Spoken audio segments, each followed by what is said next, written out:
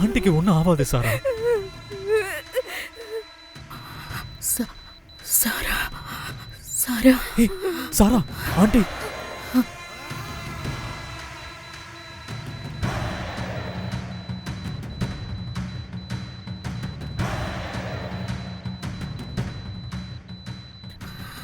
Aunty நீங்க பயப்படாதீங்க, உங்களுக்கு ஒன்றும் ஆகாது.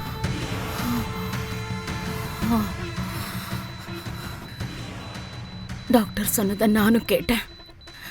இனிமே நான் பிழைக்க மாட்டேன். ஆண்டி நான் சாக போறத நினைச்சு கவலைப்படல வருண். உன்னை கல்யாணம் பண்ணிக்க முடியாம தினம் தினம் அழுது துடிக்கிறத என்னால பார்க்க முடியல.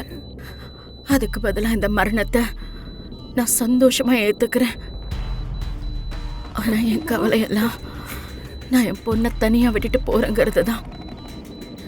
எனக்கு அப்புறம் அவளை பார்த்துக்க யாருமே இல்லை வருண். அவசரப்பட்டு இப்படிலாம் வார்த்தையை விடாதீங்க. உண்மையிலேயே வருண் இப்படி பண்ணது எங்க யாருக்குமே தெரியாது. அவனும் கல்யாணம் வரைக்கும் இதுக்கு பயந்துக்கிட்டு எங்க யாருக்கிட்டையுமே சொல்லல. ஆனா எப்ப இந்த விஷயம் சித்திக்கு தெரிஞ்சதோ அன்னையிலிருந்து வெண்ணிலாதான் இந்த வீட்டு மருமகன்னு ஸ்ட்ராங்கா இருக்காங்க. சித்தி எப்பவும் வெண்ணிலாவை கைவிட மாட்டாங்க மாமா. ஆமாப்பா, அத்தை மேல எந்த தப்பும் இல்ல. என் வாழ்க்கை இப்படி ஆயிடுச்சேன்னு என்னை விட அத்தை தான் ஒவ்வொரு நாளும் நினைச்சு ஃபீல் பண்றாங்க. என்ன நடந்தாலும் நான் அவங்க கூட இருக்கணும்னு என்கிட்ட சத்தியம் வாங்கியிருக்காங்க. அத்தைய சந்தேகப்படாதீங்கப்பா, கொஞ்சம் நிதானமா இருங்க. என்னால முடியலம்மா. நீ நல்லா இருப்ப நினைச்சுதான் இந்த வீட்டுக்குள்ள மருமகளை அனுப்பணும். ஆனா இந்த வீட்டுக்குள்ள வாழ வெட்டிய வாங்கிட்டு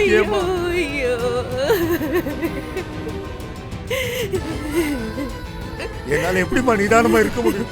மாமா நீ என்னத்துக்கு மாமா அழுது நிக்கிற?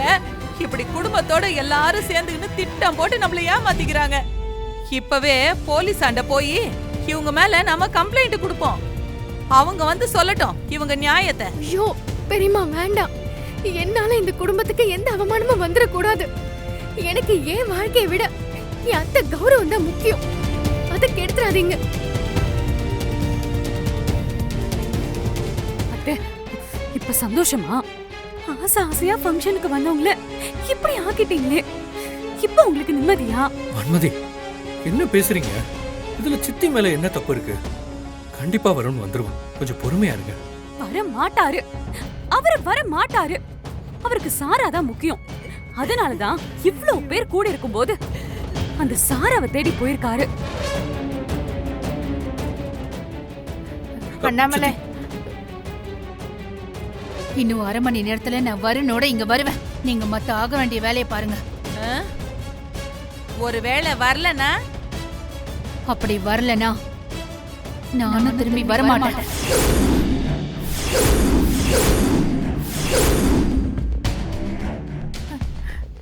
அண்ணாமலை என்ன வார்த்தை பேசுற அண்ணாமலை? நான் சொன்னதுதான். வந்தா வருணோட வருவேன், இல்லனா நிரந்தரமா நான் வரமாட்டேன்னு நினைச்சுக்கோங்க.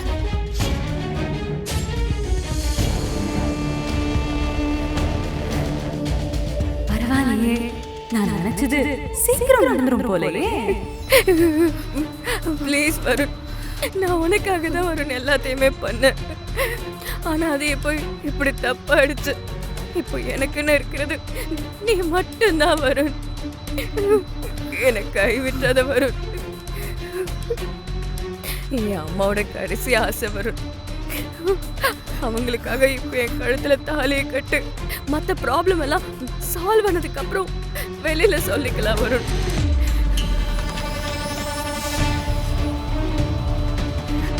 யோசிக்காத வருண். என் பொண்ணுக்கு வாழ்க்கை பிச்சை கூட அவ உன் மேல உயிரியே வச்சிருக்கா. அவளை கைவிட்டுறாத வருண், பிளீஸ். ஐயோ அண்ணாமலை இப்படி சொல்லிட்டு போறாளே, எனக்கு ரொம்ப பயமா இருக்கு. கௌதம் நீ கூட போய் என்னன்னு பாரு. நான் பாருமே, நான் போய் பாக்குறேன், நீங்க பதட்டப்படாதீங்க. கௌதம் வேண்டாம், அண்ணாமலை நிச்சயமா வருணோட தான் திரும்ப வருவா.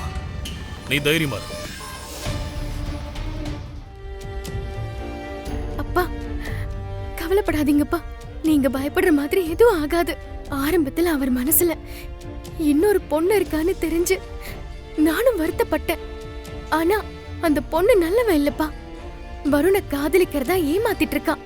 அத சீக்கிரமே அவருக்கு புரிய வச்சு கண்டிப்பா நான் அவர் கூட சந்தோஷமா வாழ்வேன்ப்பா. ஆமா மாமா, வருண் அந்த பொண்ணை விரும்பினது உண்மைதான். ஆனா அவன் வெண்ணிலாக்கு துரோகம் பண்ண நினைக்கல. கல்யாணத்துக்கு முன்னாடியே இந்த விஷயத்த வெண்ணிலாட்ட சொல்ல ட்ரை பண்ணிருக்கான். ஆனா அவனால சொல்ல முடியாம போயிடுச்சு. அவன் வேணும்னு பண்ணல மாமா. சம்பந்தி, வெண்ணிலாவோட வாழ்க்கை உங்களுக்கு எந்த அளவுக்கு முக்கியமோ அதே அளவுக்கு எங்களுக்கு முக்கியம். அவதான் இந்த வீட்டு மருமக. அதை யாராலையும் மாத்த முடியாது. நீங்க தைரியமா இருங்க. என்ன சம்பந்தி இதெல்லாம்? நீங்க கையை இறக்குங்க. சாரா, என்ன இருந்தாலும் வீட்டுக்கு தெரியாம இப்படி பண்றது எனக்கு சரியா படல. வருண், இது நம்ம பல நாள் கனவு. இன்னைக்கு அம்மாவுக்காக அது நிறைவேற போகுது. நம்ம கல்யாணம் பண்ணிட்டு உடனே எல்லாம் போய் வீட்டு முன்னாடி நிக்க போறது இல்ல.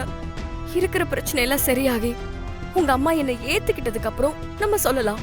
நீ தைரியமா தாலியை கட்டு. சீக்கிரம் கட்டு. நான் அத என் மனசு குளிர பார்த்துட்டு போறேன். இல்ல ஆண்டி, நான் விருப்பப்பட்டு பண்ணலைனாலும் வெண்ணிலா கழுத்துல தாலி கட்டியிருக்கேன். அவளுக்கு தெரியாம நான் இப்ப இப்படி பண்ணா அது நான் பண்ற பெரிய துரோகம் இல்லையா? என்ன வருண் பேசுற? இந்த நேரத்துல அவளை பத்தி யோசிக்கிற? உங்க வீட்ல இருக்கிறவங்க தான் அந்த வெண்ணிலாவை பத்தி புரியாம பேசுறாங்கன்னா நீ இப்படி பேசுற? அவ கூட நீ வாழ்ந்தா சந்தோஷமா இருக்க முடியாது. அவகிட்ட சொல்லிட்டு என் கழுத்துல உன்னால தாலி கட்டவே முடியாது. உன்கிட்ட ஏதாவது பேசி உன்னை மயக்கிடுவா. எப்படி இருந்தாலும் லைஃபை விட்டு போக போறவதான அவ. அவளை பத்தி எதுக்கு கவலைப்படுற? கட்டு. வருண், சீக்கிரம் கட்டு.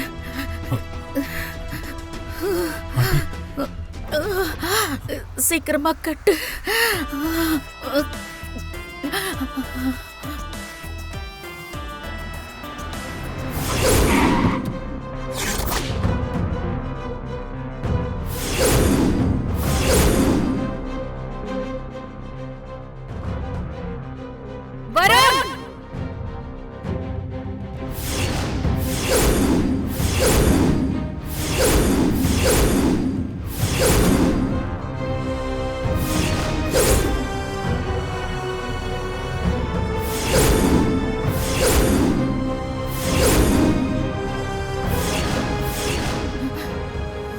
ஏன் வரும் நிறுத்திட்ட?